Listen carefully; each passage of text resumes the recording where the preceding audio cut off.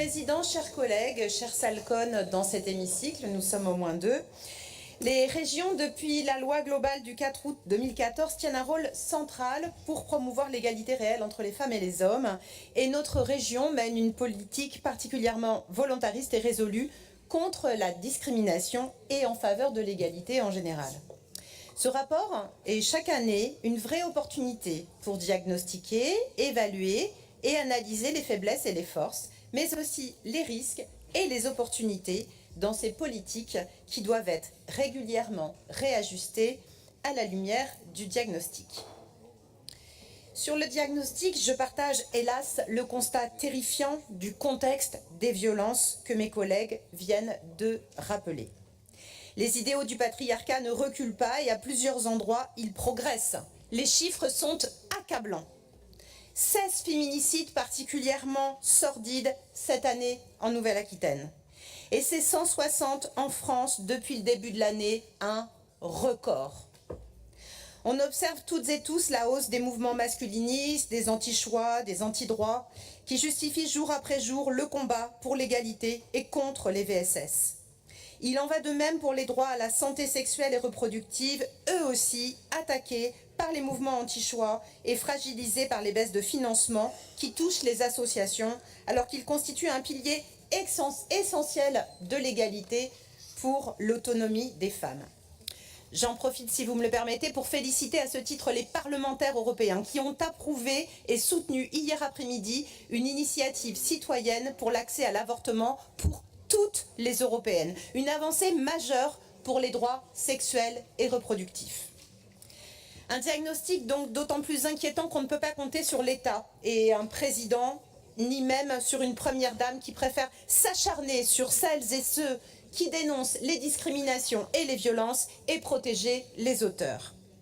Le rapport sénatorial sur le financement de la lutte contre les violences faites aux femmes, qui a été présenté le 3 juillet dernier, dresse des conclusions lui aussi consternantes, pointant le montant dérisoire des crédits alloués à la lutte contre les violences faites aux femmes en France, qui sont à l'origine de la fermeture de nombreuses associations qui leur viennent en aide. Sur la prospective, nous sommes chaque année, vous l'aurez remarqué j'espère, force de proposition.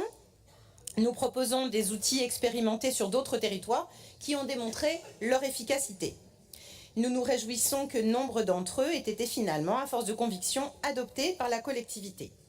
C'est pourquoi, sans développer, je rappellerai nos préconisations antérieures qui sont les mêmes que celles du Haut Conseil à l'égalité qui enjoint les collectivités de passer par des égales conditionnalités, pas seulement pour les associations, pour l'ensemble des bénéficiaires des subventions de la région et pour les achats publics, qui préconise d'avoir recours au budget sensible au genre, et je me félicite que cette question soit aussi portée par des membres de votre majorité, Monsieur le Président, et également recours à des quotas et des évaluations critériées des politiques publiques d'égalité. Nous nous félicitons que ces politiques d'égalité et de lutte contre les discriminations irriguent de nombreuses politiques sectorielles de la collectivité. Vous l'avez rappelé, la culture, l'économie, le sport, et je renvoie à la délibération.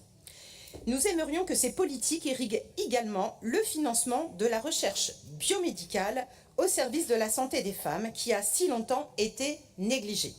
Je souhaitais m'adresser plus particulièrement à François Janson, dommage elle n'est pas là, pour attirer son attention sur la rareté des études cliniques, le manque de reconnaissance des pathologies propres aux femmes, la méconnaissance des symptômes spécifiques à chaque étape de la vie, grossesse, ménopause, transformation corporelle, changements hormonaux, mais aussi pour comprendre les pathologies, IST, cancer du sein, de l'utérus, endométriose, adenomyose.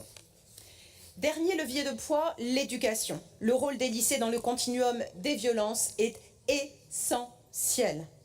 Afin de prévenir et traiter au plus tôt les discriminations, les actes de violence, de harcèlement moral ou sexuel, ainsi que les agissements sexistes, nous préconisons un financement massif d'actions, et notamment pour pouvoir dispenser l'enseignement de l'EVARS dans les lycées de Nouvelle-Aquitaine. L'État a en effet pris la peine de publier un programme particulièrement bien pensé, mais a oublié de donner les moyens nécessaires pour sa mise en œuvre, limitant l'effet à une déclaration de bonne intention. Je terminerai, si vous le permettez, en vous encourageant à la lecture du rapport de l'Institut Terram, qui est sorti le 10 décembre dernier, rapport sur les 11 millions de citoyennes qui vivent en milieu rural, extrêmement dépendantes de la fluidité des services publics, qui se considèrent comme les grandes oubliées des politiques publiques, en plus d'être malmenées par des inégalités systémiques amplifiées dans les territoires ruraux. Un indicateur, me semble-t-il, à méditer à la veille des élections municipales et à la veille d'une grande vague de renouvellement de nos représentants et représentantes au Palais du Luxembourg. Je vous remercie.